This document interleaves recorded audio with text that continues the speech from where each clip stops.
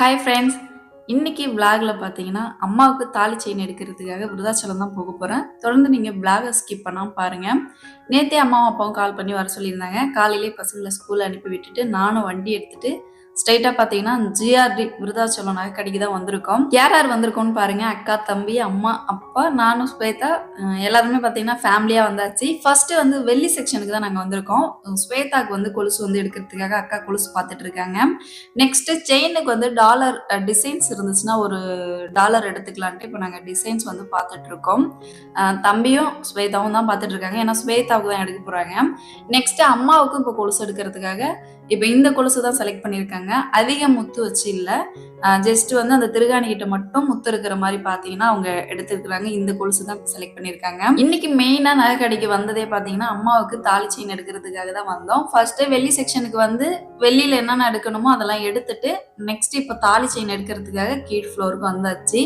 அம்மாவுக்கு பார்த்தீங்கன்னா தாலி செயின் 5 பவுன்ல இப்போ வந்து நாங்கள் பார்த்துட்டு இருக்கோம். தாலி செயின்லேயே பார்த்தீங்கன்னா 3 முத்து வச்ச மாடல் இருக்கு, பிளெயின் மாடல் இருக்கு. ஆனால் அம்மா பார்த்தீங்கன்னா எனக்கு முத்து வச்சது வேணா, நான் பிளேனாவே எடுத்துக்கிறேன் அப்படின்னு சொல்லிட்டாங்க. இப்போ வந்து நாங்கள் பிளேனில் தான் பார்த்துட்டு இருக்கோம். இந்த செயின் எடுத்துக்கலான்ட்டு தான் இப்போ நாங்கள் வந்து முடிவு பண்ணியிருக்கோம். இருந்தாலும் முத்து வச்ச மாடல் போட்டு பார்க்கலான்ட்டு அம்மா கழுத்தில் நாங்கள் வச்சு பார்த்தோம். அழகாக தான் இருந்துச்சு. ஆனால் அவங்க எனக்கு இது வேணாம், நான் பிளேனாகவே எடுத்துக்கிறேன்னு சொல்லிட்டாங்க. ஃபைனலாக நாங்கள் வந்து செலக்ட் பண்ணியிருக்கிற செயின் பாருங்கள். இந்த செயின் தான் நாங்கள் இப்போ வந்து செலக்ட் பண்ணியிருக்கோம். இந்த தாலி செயின் ஆல்ரெடி நான் வந்து கழுத்தில் போட்டிருக்கிற செயின் தான். இப்போதைக்கு ரீசெண்டாக இந்த செயின் தான் எல்லாருமே எடுத்துட்டு இருக்காங்க. முறுக்கா இருக்கும் பாருங்க, அந்த செயின் யாருமே எடுக்கிறது இல்லை. இந்த தாலி செயின் பார்த்தீங்கன்னா மோஸ்ட்லி டேமேஜ் அதிகம் ஆகாது. இது லைஃப் லாங் அப்படியே இருக்கும் அப்படின்னு சொல்லியிருந்தாங்க. அதனாலே பார்த்தீங்கன்னா இந்த மாடல் வந்து செலக்ட் பண்ணியாச்சு. இதுக்கப்புறம் பில் பண்ணணும். 1 பவுனோட ரேட் பார்த்தீங்கன்னா 1 லட்சம் கிட்டத்தட்ட வருது செய்குலி சேதாரத்தோட. இந்த 5 பவுனுக்கும் பில் பாருங்க எவ்வளவு போட்டிருக்காங்கன்னு. இந்த செயினோட மொத்த வெயிட் பாத்தீங்கன்னா 39.630 கிராம், 5,18,372 ரூபா. இப்ப அம்மாவுக்கு நாங்க எடுத்திருக்கிற செயினோட ரேட்டு.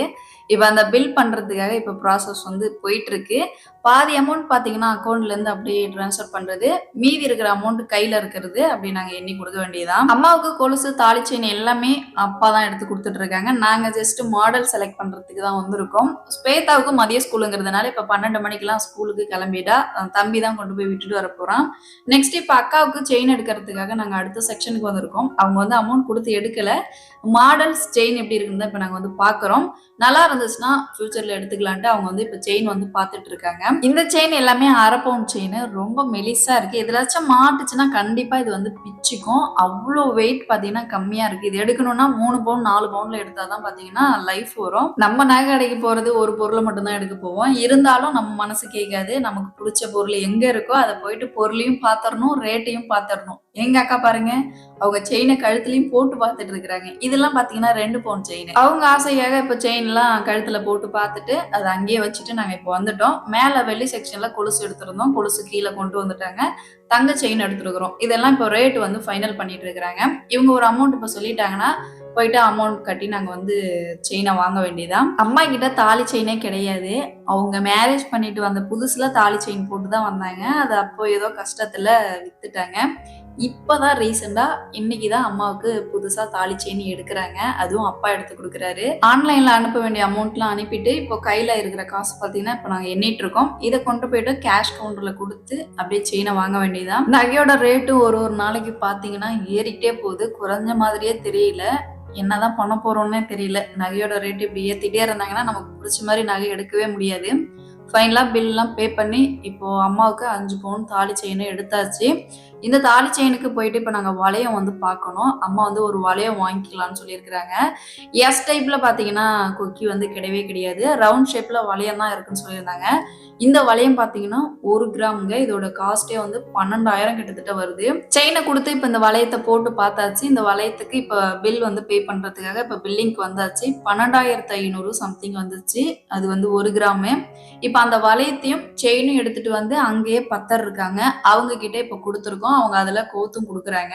அம்மா வந்து நான் கயிறே போட்டுக்கிறேன், செயின் வந்து நான் கழுத்துல போட்டுக்கிறேன் அப்படின்னு சொல்லிட்டாங்க. அதுல வந்து தாலி எல்லாம் கோக்க வேணாம் அப்படின்னு சொல்லிட்டாங்க. அவங்க விருப்பப்படியே நாங்களும் ஒத்துக்கிட்டோம். இப்போ செயின்ல அழகா வந்து கொக்கிலாம் மாட்டியாச்சு. இங்க வந்ததுமே காஃபி கொடுத்துருந்தாங்க. இப்போ இங்க வந்து காஃபி சாப்பிட்டுட்டு இங்க இருந்து அப்படியே கிளம்ப வேண்டியதான். எல்லா பில்லிங் ஒர்க்கும் முடிச்சாச்சு. அழகா பார்த்தீங்கன்னா, அம்மாவுக்கு தாலி செயின் எடுத்தாச்சு, கொலுசும் எடுத்தாச்சு. இப்ப மதியம் லஞ்ச் சாப்பிடலான்ட்டு இப்போ ஜிஆர்டி விட்டு நாங்க வெளிய ஆகிட்டுருக்கோம். விருத்தாச்சலத்துல ஃபேமஸான ஹோட்டல்ஸ் வந்து நெறைய இருக்கு. இப்ப நாங்க சாப்பிட போறது பார்த்தீங்கன்னா, அன்பு ஹோட்டலுக்கு தான் போக போறோம். பஸ் ஸ்டாண்டுக்கும் பக்கத்திலேயே இருக்கு. மதியத்துக்கு வந்து பிரியாணி இருக்கும், பரோட்டா இருக்கும், சிக்கன் கடாய்லாம் இருக்கும். எங்களுக்கு எது பிடிச்சிருக்கோ அத போய் சாப்பிடலான்ட்டு இப்ப மதியம் லஞ்ச் வந்து அப்பாவே தான் சாப்பிட கூப்பிட்டுட்டு போறாரு.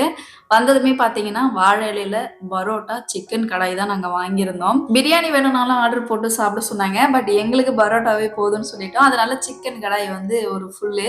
இப்ப தம்பியும் ஸ்வேதாவ ஸ்கூல்ல விட்டுட்டு, இப்ப தம்பியும் பார்த்தீங்கன்னா, எங்க கூட தான் வந்து சாப்பிட்டுட்டு இருக்கான். இப்ப நாங்க எல்லாருமே சாப்பிட்டாச்சு. பசங்களுக்கு பார்த்தீங்கன்னா, அப்பா பரோட்டா வந்து பார்சல் கட்டிட்டாரு. அக்காவுக்கும் எனக்கும் 2 பேருக்கும் பார்த்தீங்கன்னா, அங்க பார்சல் வந்து வாங்கிட்டு இருக்காங்க. ஈவினிங் பசங்க ஸ்கூல் விட்டு வந்ததுமே பார்த்தீங்கன்னா, அவங்க சாப்பிடுவாங்க. எல்லா டைமும் வாங்க மாட்டேன். இந்த மாரி எப்பயாச்சும் ஃபேமிலியோட ஒரு ரெஸ்டாரண்ட் வரும்போது தான் வாங்கிட்டு போவேன். இன்னைக்கு பசங்களுக்கு பரோட்டா வாங்கியாச்சு. அன்பு ஹோட்டல்ல இருந்து இப்ப கிளம்பிட்டோம். வரும்போது கார்ல தான் வந்தேன். என்னோட 2 வீலர் கத்தாழ ரோட்லயே மெயின் ரோட்லயே பார்க் பண்ணிட்டேன். அங்க கார்ல அப்பா வெயிட் பண்ணிட்டே இருந்தாரு. அதனால மெயின் ரோட்லயே சைட் லாக் போட்டுட்டு கார்லயே ஏறி வந்தேன்.